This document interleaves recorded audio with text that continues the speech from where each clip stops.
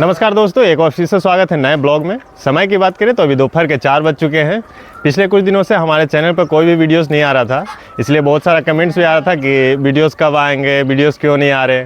तो दोस्तों, वीडियोस नहीं आने का कारण ये है कि पिछले कुछ दिनों से हमारे घर में कुछ काम चल रहा था, जिसके चलते मुझे समय नहीं मिल पा रहा था और मैं वीडियोज़ भी नहीं बना पा रहा था।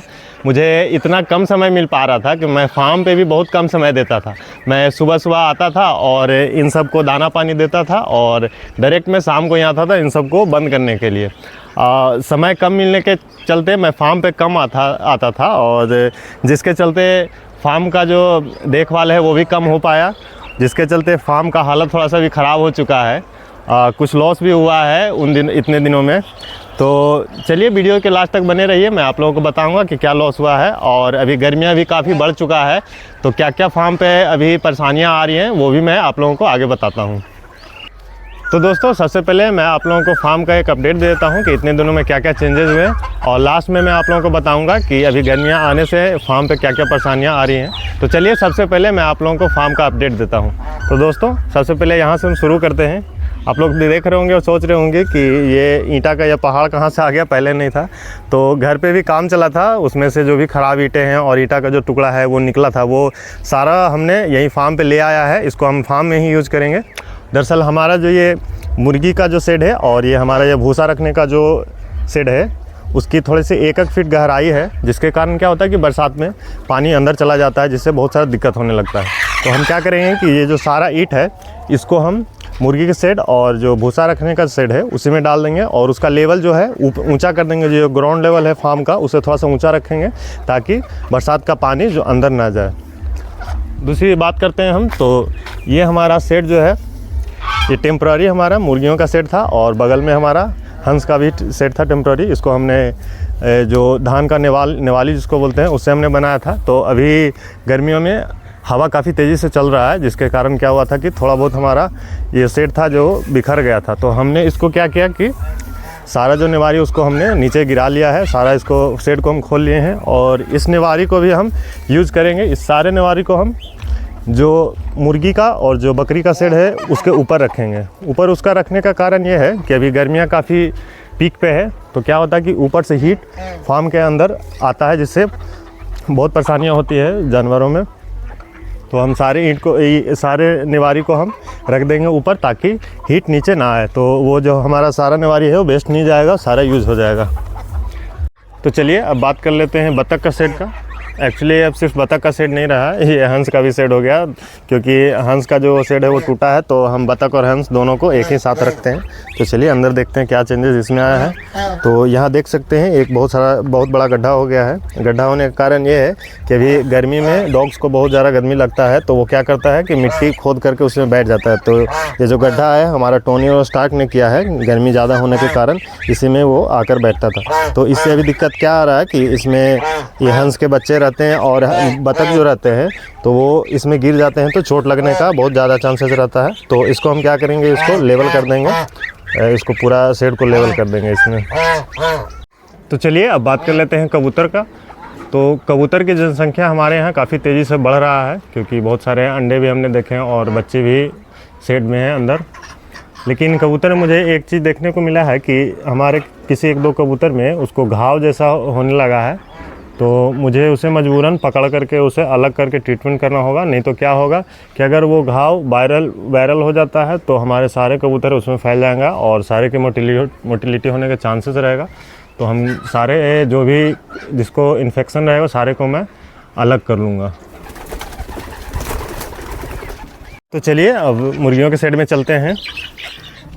तो हमारी कुछ और मुर्गियाँ भी कुड़क हुई है, देख सकते हैं।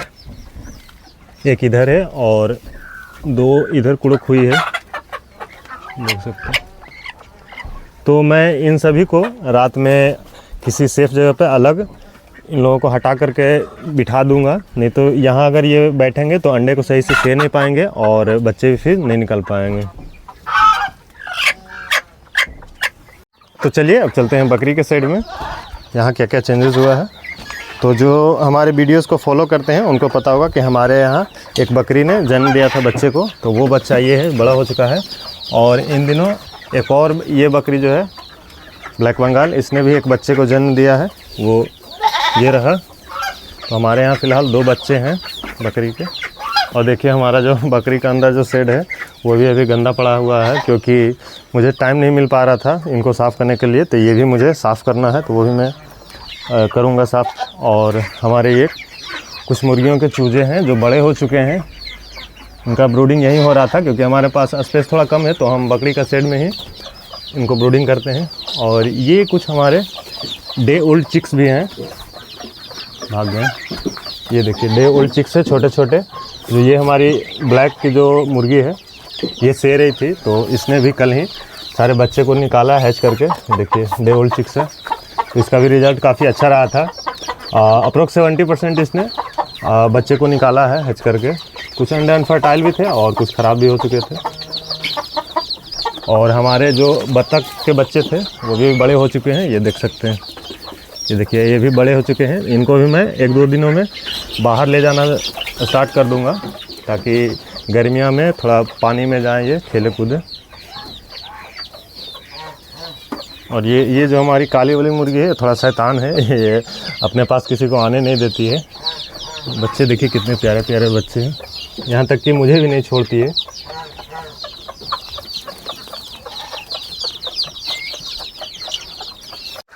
तो चलिए अब बात करते हैं इस तालाब का। तो इस तालाब का भी हालत थोड़ा सा अभी ख़राब है, क्योंकि देख सकते हैं साइड से जो मिट्टी है वो कट करके नीचे गिर चुका है। और उसका रीज़न ये है कि पानी थोड़ा सा जब ऊपर आता है तो बत्तख क्या करते हैं कि मिट्टी को खोद करके और नीचे गिरा देते हैं। इसमें हमने मछलियाँ भी डाली थी, लेकिन हमने सारे मछलियों को निकाल लिया है। तो मैं इसको किसी दिन पानी को सारा सुखा करके और इसमें जो भी मिट्टी गिरे हैं उसको फिर से मैं बाहर निकाल करके और बोड़े में पैक करके और इसके चारों तरफ है मैं उसको अरेंज कर दूंगा, ताकि पानी फिर से साइड में ना आए और मिट्टी ना गिरे। तो चलिए आप लोगों को मैं अब दिखाता हूं कि हमारा लॉस सबसे बड़ा क्या हुआ है इन दिनों। तो ये हमारा फुल्ली ऑटोमेटिक हैचरी है और हमने इसमें अंडे भी डाले थे।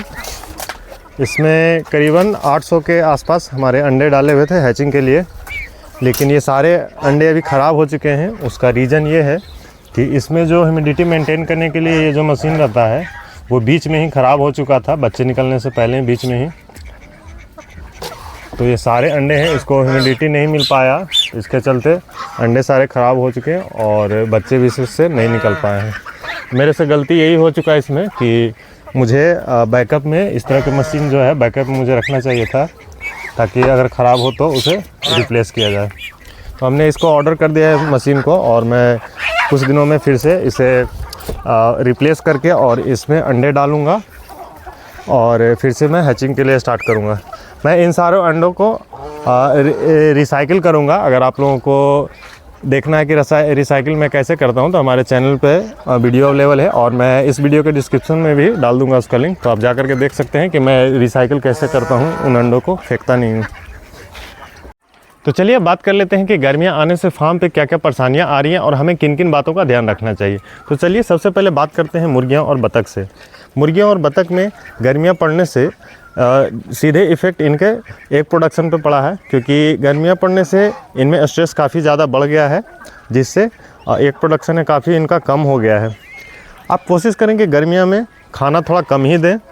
अगर आप फीड दे रहे हैं तो ये ध्यान रखें कि धूप जो निकलता है उसके थोड़ा सा पहले इन्हें दें, ताकि धूप निकलने और जो लू है वो लू चलने से पहले ही ये खा लें अच्छी तरह से। और ये इन बातों का ज़रूर ध्यान रखें कि अगर आप पानी दे रहे हैं तो फीडर जो भी है वो धूप में ना रहे, नहीं तो क्या होगा कि फीडर धूप में रहने से वो गर्म हो जाएगा, और अगर ये गर्म पानी पिएंगे तो इनमें सर्दी खांसी और जुकाम होगा और आपके मुर्गियाँ हों बतख हों वो बीमार होंगे। बतख को खास करके आप ध्यान दें कि इनका पानी भरपूर हो, क्योंकि गर्मी में इन्हें पानी की बहुत ज़रूरत होती है।